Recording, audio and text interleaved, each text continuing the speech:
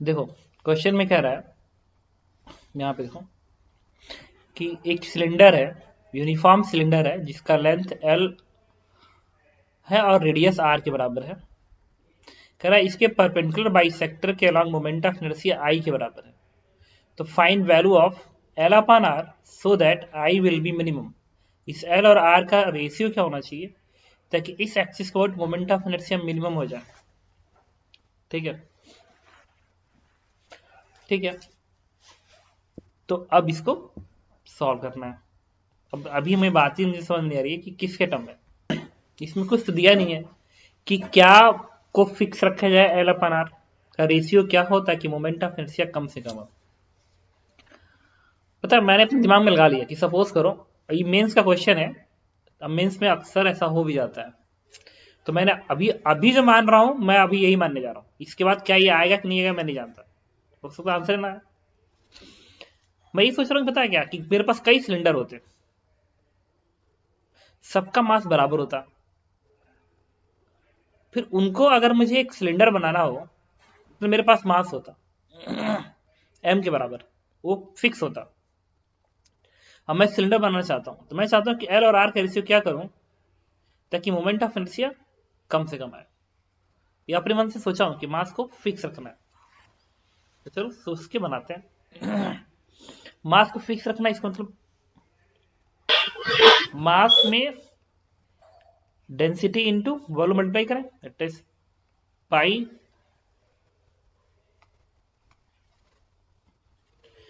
तो मास क्या होगा density into pi R square into L, ये बनेगा। ये क्वेश्चन नंबर 1 कर लिया। मैं एकदम श्योर नहीं हूं, ध्यान रखना, क्योंकि मैं ये सोच के बना रहा हूँ। पूरी लाइन अगर मैं पढ़ दूं तुम भी सुन लो, पूरी लाइन में पढ़ रहा हूँ। लिखा है कि the moment of inertia of uniform cylinder of length L and R about its perpendicular bisector is capital I. What is the ratio of L upon R such that the moment of inertia is minimum. इतना ही लिखा हुआ। चलो अभी काम करते हैं, यहां से एक्स पे जाके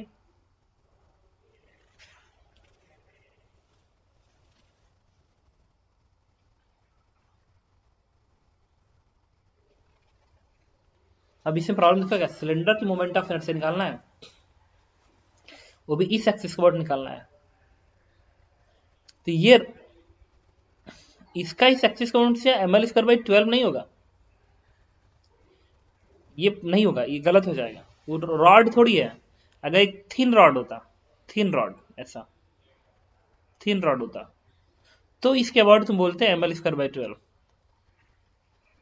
यहाँ भी प्रॉब्लम है, ये एक सिलेंडर है, बड़ा सा सिलेंडर है, तो सिलेंडर का इस एक्सिस के अबाउट ये नहीं लिख सकते। तो क्यों नहीं लिख सकते, क्योंकि सिलेंडर को अगर जब तुम कट करोगे ना, एक बड़ा सिलेंडर मान लो ऐसा, तो बहुत सारे डिस्क से मिलकर बना हुआ है ऐसे। अब इन डिस्क की मोमेंट हमसे अगर इस एक्सिस को निकालनी हो तो ये डिस्क है ना, तो इस डिस्क का इसके अबाउट निकालना है तो पैरेलल से थ्योरम लगाना पड़ेगा। पहले इसके प्लेन के एक्सिस के अबाउट, फिर पैरेलल से थ्योरम। और इस डिस्क के प्लेन में उसके सेंटर से पास हो, डिस्क के प्लेन में उसके सेंटर से पास हो, उसके बाद मोमेंट ऐसी होती है। अगर इस डिस्क का मास, ये वाला डिस्क का मास मान लो डीएम है, छोटा सा मास है, तो DM into R square by 4 ये बनेगा। ये जो डिस्क है ऐसे है ना, तो इसी के प्लेन में एक्सिस सेंटर से पास हो तो बनेगा एम आर स्क्वायर बाई 4। तो एम इसका डीएम मास है, तो डीएम आर स्क्वायर बाई 4 और लगाएंगे पैरेलल एक्सिस थ्योरम यहां तक, अगर ये दूरी एक्स होती तो मैं लिखता है डीएम इंटू एक्स स्क्वायर। जानते हो जब तुम इंटीग्रेट करोगे ना सिर्फ इस पार्ट को करो इंटीग्रेट, सिर्फ इस पार्ट को, तो एम एल स्क्वायर बाई 12 में कन्वर्ट हो जाएगा, लेकिन ये पार्ट अलग से आ जाएगा। रॉड वाले केस में क्या होता है कि जब तुम यहाँ पे एक छोटा सा स्ट्रिप लेते हो ना तो एक पॉइंट मास बन जाता है, ये एक पॉइंट मास बन जाता है, और पॉइंट मास का मोमेंट से इस एक्सिस के about DM into X square बन जाता है, वही है डीएम इंटू एक्स स्क्वायर। तो इसीलिए इसमें प्रॉब्लम आ गई कि जो सिलेंडर है उसका इस बाइसेक्टर के अबाउट मोमेंट से एम एल स्क्वायर बाई 12 नहीं आएगी, बिकॉज ये बहुत सारे डिस्क से मिलकर बना हुआ है। तो डिस्क वाला अपना मोमेंटम से जो देगा उसको भी इसमें रोल प्ले करेगा, वो भी हमें देखना पड़ेगा। अब अटेम्प्ट करते हैं। अब इसमें स्ट्रिप सेलेक्ट करेंगे हम लोग। यही जो लिखा अभी वही लिखूंगा दोबारा। चलो एक्स पे गया।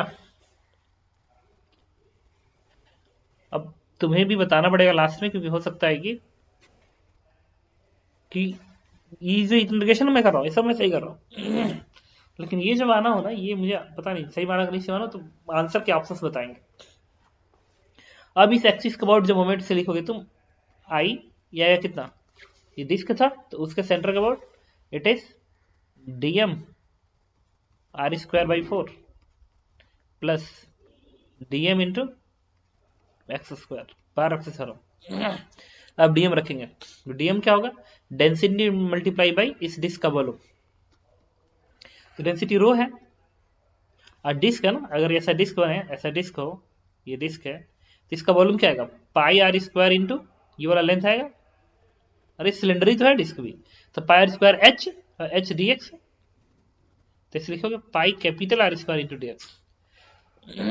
इस वॉल्यूम का मल्टीप्लाई कर दो, तो rho into pi R square into D X into R square by 4 plus again again ही टर्म यहां रखेंगे, तो पाई आर स्क्वायर डेंसिटी आएगा, डेंसिटी मास क्या होगा, density into volume pi R square into D X, फिर X square into D x बन जाएगा। एक्चुअल में डीएम किस बराबर होगा, डीएम बराबर होगा rho into pi R square D X, ये वॉल्यूम है, इसी को मैंने यहां पर रखा है। नाउ इंटीग्रेशन, इंटीग्रेशन की लिमिट माइनस एल बाई 2 से एल बाई 2 तक जाएगी।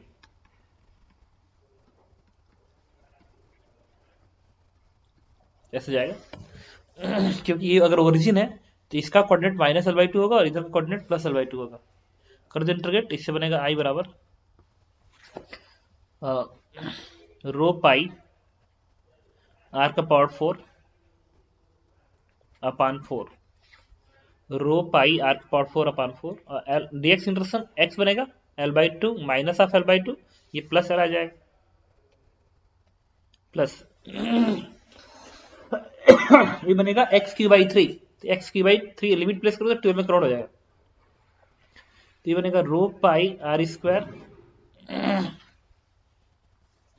कितना आ रहा थे, एल का क्यू है ना, तो एल का क्यू बाई 12 में कन्वर्ट हो जाएगा इंटीग्रेशन। अच्छा यहां तक तो मैंने सही किया हुआ है, यहां तक तो मैं क्लियरली सही किया हुआ है, इसमें कुछ अच्छा इसमें आर और एल का टर्म आ गया, ठीक है। अब थोड़ा इस इंटीग्रेशन को मैं हटाता हूं बाकी कैलकुलेशन के लिए।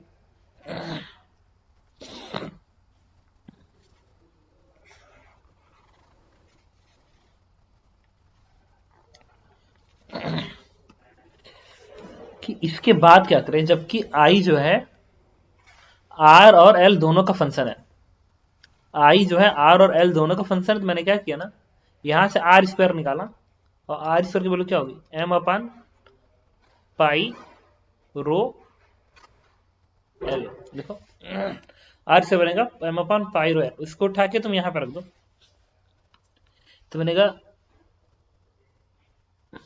रो पाई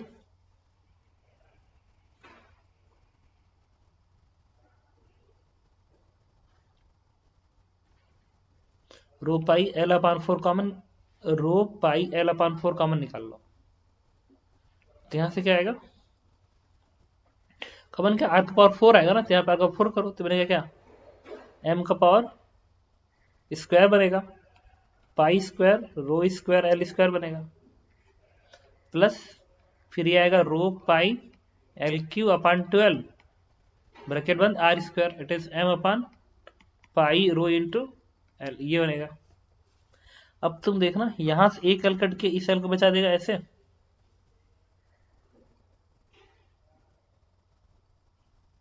इससे क्या आएगा,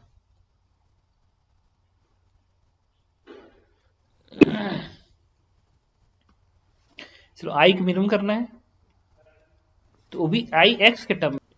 इसके बाद क्या हुआ कि ये जो टर्म है ना रो पाई आर स्क्वायर एल, इसको मास के टर्म में रहने दिया, तो रो पाई आर स्क्वायर एल, तो ये बन गया क्या एम आर स्क्वायर बाई 4 बन गया प्लस फिर क्या है, ये रो pi R square into L को मास के टर्म में रहने दिया तो बन गया ml स्क्वायर बाई 12।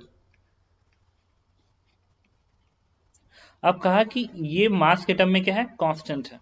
मास मास को उन्होंने कांस्टेंट मान के चला है, ठीक है, यहां तक तो ठीक है। इसके बाद उसने क्या किया, कहा कि वॉल्यूम भी कांस्टेंट रहेगा, वॉल्यूम भी कांस्टेंट रहेगा। ये काम करो, अगर एल की जगह पे मैंने एक्स आर पुट कर दिया तभी भी कुछ नहीं आएगा। अब उसने क्या किया, अलग से देखना, वॉल्यूम को उन्होंने लिखा डेंसिटी इंटू, नहीं, पाई आर स्क्वायर इंटू एल होता है। अब उसने क्या किया कि आर स्क्वायर की जगह पे उन्होंने यहां से एल के टर्म लिख दिया, ये बन गया m बाई 12। आर स्क्वायर की जगह पे क्या लिखूंगा, v अपान पाई एल, ये बन गया m एल स्क्वायर बाई 12। फिर उन्होंने कहा कि इसके टर्म में रहने दो। अब ये जो आई है वो किसका फंक्शन है,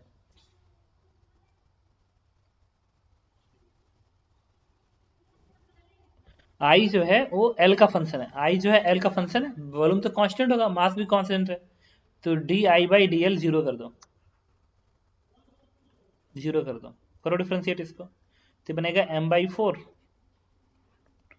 पाई भी, और इसका बनेगा क्या, माइनस 1 अपान एल स्क्वायर बनेगा, प्लस यहां से क्या आएगा, m बाई 12 इंटू 12 आएगा। तो यहां से आ गया, अब मैं इसको हटाता हूं यहां से,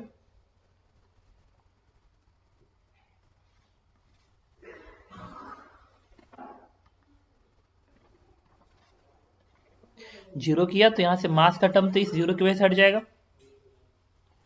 और ये क्या बनेगा, v अपान 4 पाई एल स्क्वायर बराबर एल अपान 6 आएगा। फिर उन्होंने वॉल्यूम की जगह पे फिर पाई आर स्क्वायर लिख दिया, वॉल्यूम की जगह पे फिर उन्होंने लिखा पाई आर स्क्वायर इंटू एल कर दिया, पाई से पाई कट गया, एक एल सी एल कट जाएगा, तो क्या बन गया, R square by L square equal to 4/6 + 2/3। तो उन्होंने एल अपान आर की वैल्यू निकाल ली, √3/2।